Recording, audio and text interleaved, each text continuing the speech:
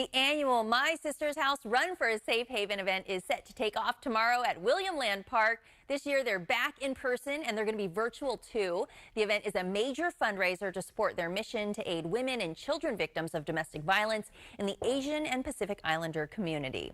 My Sister's House Executive Director Nilda Valmores is joining us now live with all of the info on this year's run and how you can get involved. Hey Nilda, how are you this morning? Great, Aubrey. Thanks for having me. Well, I'm sure you're busy preparing for tomorrow's big event. Let's talk about this annual run for a safe haven, and you're bringing it back in person this year. Yeah, we're so excited to be able to come together again. Every year, even before COVID, it was such a great community event, and so it's glad people are excited to see each other. Let's talk about why this event, the Run for a Safe Haven, is so important, and you really do get a lot of community support. Yeah, well, this is a great way, rain or shine, to support survivors of domestic violence, human trafficking, and sexual assault. Um, not not just our community support, but also it supports healthy and safe homes, that our community recognizes the need for culturally responsive services to help those with language and cultural barriers and to help their children rebuild their lives. We're also going to begin the celebration of our 20th anniversary this year and honoring a few 20th anniversary champions for My Sister's House. Oh, that's great. Another reason to celebrate and the mission that you're doing, the work you're doing in the community. Who can participate in this run? You have all ages. I know my kids ran a couple years ago when I first started emceeing. Yeah, so anyone can participate. There's a kids race. Even animals can participate. We're going to be having a contest to judge the cutest pets, the best costumes, the biggest teams. You don't even have to live locally. I know some people from San Jose are coming, and probably even farther away. So anybody can participate and show their support for survivors. And I know it means so much to them. Yeah, it's October, so a lot of people are thinking about Halloween and they're thinking about costumes. So a lot of the participants do dress up, and there's an actual costume contest with prizes, correct? That's right. Yes, we have some restaurant gift cards and some other fun prizes. So we're excited about that to award folks.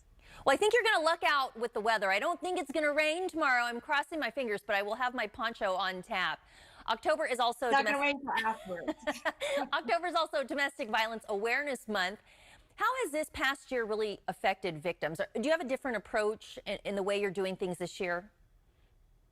Yeah, we've kept our doors open because we knew that that was important for those that, need to get services. But we've also responded more telephonically and virtually so that people didn't have to come in if they were, afraid of COVID. We also have had to be a little bit more, safe, right, with the mask and the temperature checks and everything. But we've wanted to be as supportive for survivors as possible. We even earlier in the midst of the pandemic, My Sister's Cafe was making 500 lunches a week for domestic violence survivors to support them and with the hunger needs. That's great, with you finding ways to still connect and support some of these victims and people who've really needed your help. Now, what is this Run for Our Dreams slogan? What does that refer to?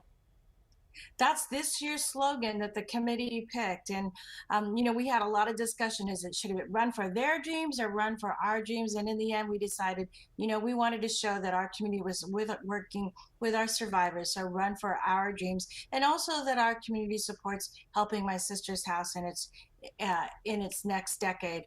Thinking about our 20th anniversary, which included, our efforts to go even deeper with our work, like by starting a culturally responsive shelter, and to support additional job training by starting My Sister's House Treasures. So we hope that the community will show its support again tomorrow and run for our dreams, our survivors, and our organization. Well, I do like that theme, and I will be out there. ABC 10, a big partner for the run tomorrow. Nilda, is there still time to sign up if someone's sitting there like, okay, there's going to be a break in the rain, I need to get out?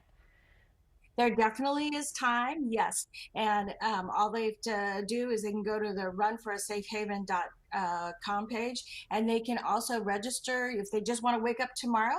They can also register on site tomorrow, and they can also join virtually. I know that we have a lot of people who are going to be joining virtually just to show their support and running or walking. People don't have to run; they can walk.